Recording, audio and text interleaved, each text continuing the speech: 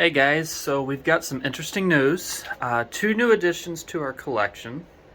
One of which is right up here in our baby bin. We're going to break her out in a moment and show her off. And then we've also got another nice new selection added too. And we're going to sit here and do a kind of a quick why I want this. So one of our two new species is right here. We have a Plains hognose. We just got our permit in like 2 weeks ago. And we were at Tinley looking for baby Rex, and I happened to come across her, and wouldn't you know it? I mean, she had to come home. Look at that cute little face right there. So these are a native North American species. They are a colubrid. While they are not truly venomous, they are what we call rear fang venomous. Their venom's completely useless against us unless you have like an allergic reaction, but generally it does nothing against mammals. They are primarily amphibian eaters. Although this little one has been transitioned onto eating a simple diet of monkey mice, which are perfectly fine. Biggest issue with that is just transitioning them. So this is what we're keeping her in for right now. Nothing crazy. Substrate, a water bowl, a bunch of empty toilet paper rolls. If you look at her water bowl, we got like a nice little hole cut out down there just so she has a cool hide. And yeah, she gets to stay up here in our little baby rack. She gets to be the first official one. There are others that we plan to be in there soon, but we'll worry about that when the time comes. So, interesting little facts we're going to cover on the hognose. Number one, in most places, if you want to have one of these beautiful little girls as a pet, you have to have a permit. They are very heavily regulated. Where I live in Illinois, the permit's real easy to get.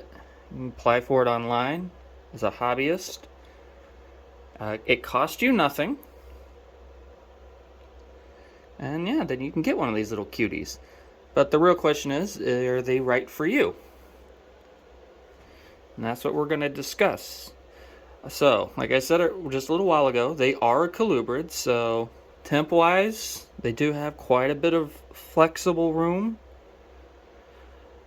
You will have to brumate them. They do basically just a form of hibernation that they'll go into during wintertime.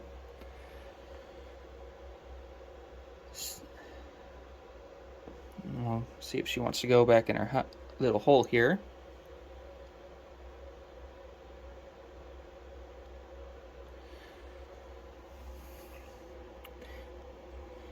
So they like to burrow. That's actually why they have that little upturned scoot right there at the end of their nose. I mean that, and it just makes them absolutely adorable.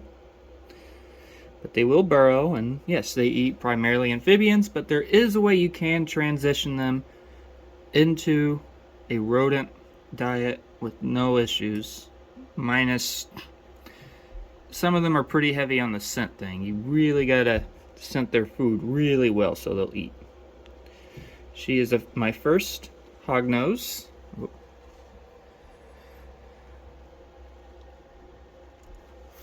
So, what we said, they are rear fang venomous.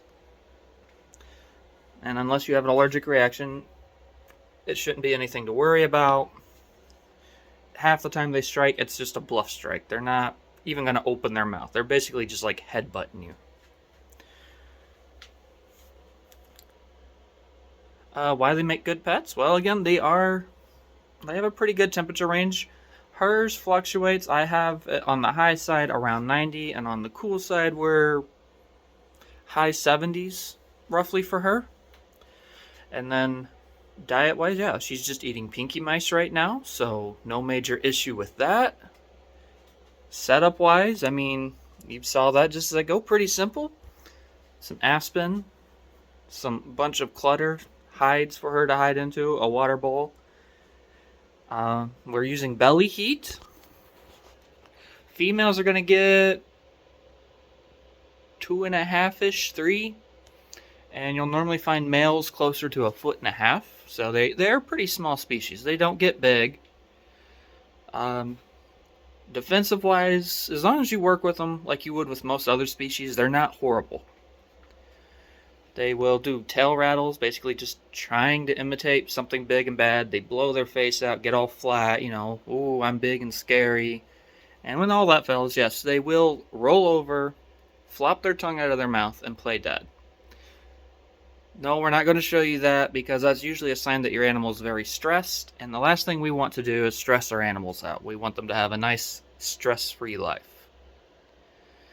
So she is actually just bought her at the Tinley show, literally 2 days ago. And with that, we're going to move on to our next girl. Introduce you. I'm going to pull this off, set it aside. All right. So the real question is, where is she hiding? I bet you I know. Yep, right in her log. So give me just a second. We're gonna bring her out. So this wonderful beauty right here is Cleo. She, as you can see, is a little spicy. We're still working with her. She is a Burmese python. And as you can see, she's kind of missing something there. Don't know what it is, but I definitely think she's missing something. It's definitely not a meal. That's a nice lump right there. So she is a Burmese python and constrictor species, no venom. They bite, they wrap it up, wait for it to stop moving, and then they eat it whole. Kind of like me at an all-you-can-eat buffet. And they grow really rapid their first couple years of life, which is why we're just putting her in a tub for now. Because she's too small for a big enclosure, but she's going to grow so fast that buying new enclosures for her is going to be pointless because she's going to just outgrow them really, really quickly. And let's see, is she going to play nice? Probably not. So, woohoo! You're gonna be a squirmy little girl today, huh? So, reasons why I wanted a Burmese. First of all, I mean, talk about just a naturally beautiful snake. No, she's not a natural or wild type. She is a hypo. I was planning on going for the natural type, but like I said, look at that adorable face. I don't know what it is. She's either got something or she don't, but she is very charming, minus the spiciness. These are great snakes, honestly, in my opinion, if you want a snake as a pet. As long as you work with them, they are very docile, placid, and more than accommodating when it comes to handling. Downside though is, yes, when they're babies, they are known to be kind of spicy, so you're gonna have to take a couple bites working with them. That's part of the process. But usually they tame out rather quickly. Perfect example is the day I got her, I think I got bit 30 times just in the first 10 minutes when she came home. Trying to transition and get her set up for her enclosure, and probably another 30 times the next day. Now with her, it's usually 1 or 2 little strikes, and then she's calm. Temperature-wise, care-wise, it's really similar to a ball python. If you can care for a ball python, you can pretty much care for these guys. You're just going to have to deal with the whole size issue because, well, arms get big. How big? For example, her mom was over 20 feet and almost 280 pounds. That is a big snake. It's also one of the reasons why I will say, honestly, I do not think these snakes are for everybody. They look cute. Yeah, look at that. That is just adorable. But This is going to go from something that can happily live into this to something that is basically going to take up my whole wall enclosure-wise when she is done growing. And then you have to think about all this stuff when it comes to getting them. Like, am I going to be able to facilitate the care? Am I going to have room for an enclosure that can even handle one of these things? And then not to mention food. Like, right now, she's pretty much eating on weaned rats. And we'll probably keep her on weaned rats probably for the next couple of months. But I guarantee you, before our first year's over, she's probably going to be chowing down on small, maybe even medium rats, depending on her growth rate. And they do grow quick. I've only had her for about a month, and in the last month, she has almost put on a whopping 1 inch, which doesn't sound like much, but this will continue to accelerate and get bigger and bigger and bigger. And things you also have to worry about when it comes to these animals is feeding, because they have one incredible food drive. Right now, it's not too hard to manage with a nice pair of tongs. I can keep a good distance. But when they get older and it comes to things like feeding, changing water, handling, etc., you're going to want to make sure that you have somebody else in the room with you that is perfectly capable of helping out in the event that something happens. While it is unlikely, as long as you're doing it right, there is always a possibility for a slip-up or a mistake of some kind. And while she couldn't do much to me right now, 10 years from now when she's 15 feet plus, yeah, if she decides to wrap me up, I am going to be in a world of trouble. So with that, once they get close to about, I would say, 8 foot, maybe bigger, it's probably best to start making sure you have a second set of hands on standby just in case.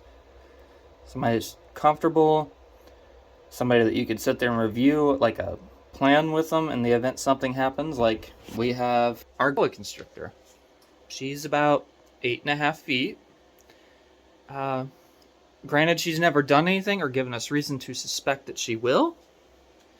But just in the event that she does, we have a whole plan. It starts simple with a bottle of vinegar. Try and splash that in their mouth. Usually this will work to get them to let go. Not all the time. But it's always best to have a second set of hands just to help wrestle them off of you in the event you slip up. And it's going to be more important than ever with her. So, setup wise, we've got a couple inches of some substrate here. She's got a nice open log hide here, nothing fancy. Ooh, spicy girl.